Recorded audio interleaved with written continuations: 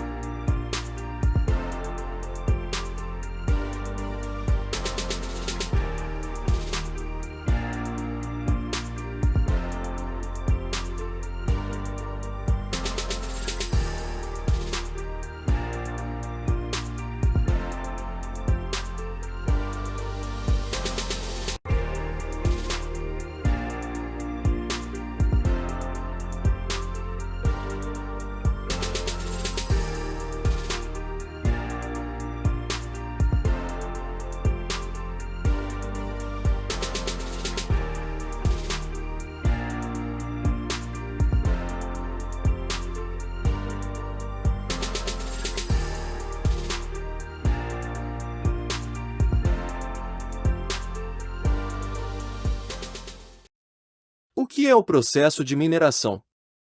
Imagine o exemplo. Dona Florinda, que nunca usou Bitcoin, está querendo comprar um, e o Sr. Madruga, que é seu amigo, vai vender para ela.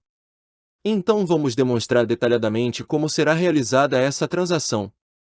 O primeiro passo é a Dona Florinda criar uma carteira de Bitcoin. Isso significa que ela vai ter que instalar algum software, ou no celular, ou no computador dela, ou algum serviço de carteira online. Vale ressaltar aqui que não recomendo serviços online para a criação de carteiras. Esse software vai gerar para ela um par de chaves criptográficas. Uma é a chave pública, que também é o número de sua carteira de Bitcoin. E a outra é a chave privada, que será sempre utilizada para assinar uma transação. Essas chaves nada mais são do que números, para simplificar. A chave pública dela será 1, 2, 3. E a chave privada 4, 5, 6. Na realidade, esses números são muito maiores. No caso do Bitcoin, o número é de 256 bits, que respeita complexas regras matemáticas para ser gerado. Depois que Dona Florinda criar essa carteira, o software dela vai gerar essas chaves. Então agora ela tem uma carteira que tem 0 Bitcoin, pois acabou de ser criada. Dona Florinda vai pagar o valor de um Bitcoin para o seu Madruga via Pix, e uma vez que ele recebeu esse valor, vai transferir um Bitcoin para Dona Florinda. Como você pode ver, o seu Madruga também tem a carteira de Bitcoin dele. E obviamente uma chave pública, e uma chave privada. Então seu Madruga acessa o software da carteira dele, e vai enviar para esse endereço 1, 2, 3, que é a chave pública, ou número da carteira, de Florinda, a quantidade de 1 Bitcoin. Então ele vai informar os seguintes dados: o número da sua carteira, ou seja, a sua chave pública. O número da carteira da Florinda, ou seja, a chave pública dela. E a quantidade de Bitcoin, e clique em enviar. O software vai fazer o resto para ele. O que é esse resto? O software vai criar primeiro uma transação, como se fosse um arquivo onde vai estar escrito esses dados. Em uma outra formatação um pouco mais complexa. Ele passa por um algoritmo de criptografia usando a chave privada para assinatura digital. Ao fim desse processo, esse algoritmo vai gerar um arquivo que representa a assinatura do seu Madruga em cima dessa transação. Aí o software vai mandar para a rede Bitcoin, ou seja, vai enviar o pacote para algum computador na internet que está rodando um nó de Bitcoin, que conhece todas as carteiras geradas no blockchain. Uma vez que esse arquivo chega em um nó, o nó vai inspecionar se o endereço é válido de remetente, se o destinatário é válido, se a assinatura está correta. A transação de seu Madruga passará de diversos nós até chegar para a Dona Florinda. Estando tudo certificado que a pessoa que está enviando, de fato controla os fundos, e também verifica se a carteira 489 tem pelo menos um Bitcoin para enviar. Então, se passou em todos esses testes, quer dizer que é uma transação válida. Ele vai repassar no caso essa transação para todos os outros nós da rede que ele conhece que está na lista. Note que a chave privada do Madruga nunca é revelada. Aqui o que vai ser enviado para a rede é os dados da chave pública do Madruga e a chave pública da Florinda. A assinatura desta transação foi usada para assinar quando passa pelo algoritmo, mas não revela qual é a chave privada do seu Madruga. A única coisa que essa assinatura diz é que quem realizou essa assinatura de fato tem acesso à chave privada a par dessa chave pública. Ou seja, essa transação de fato é do detentor dessa carteira que, portanto, pode usar esses fundos. Obviamente, se essa chave privada, se alguém tomar conhecimento dela, vai conseguir usar esses fundos que estão na carteira. Outro ponto importante é que essa transação do seu Madruga já foi enviada para a rede, e os nós da rede Bitcoin já têm conhecimento dela, mas ainda não foi confirmada. Ela está em uma lista de transações pendentes.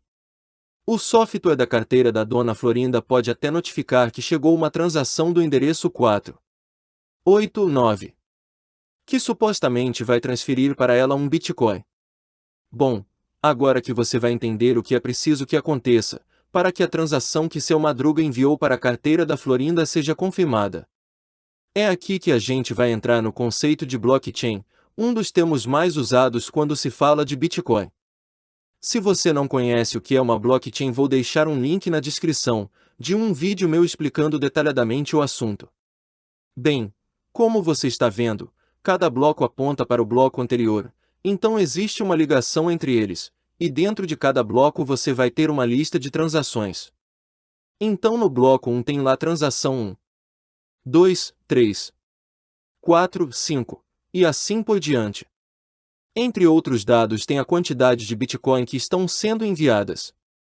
Essa cadeia de blocos é pública, então qualquer pessoa pode baixar no seu computador, ou seja, qualquer pessoa que estiver rodando um nó no seu computador vai obrigatoriamente baixar essa cadeia de bloco, porque ele vai precisar validar as transações.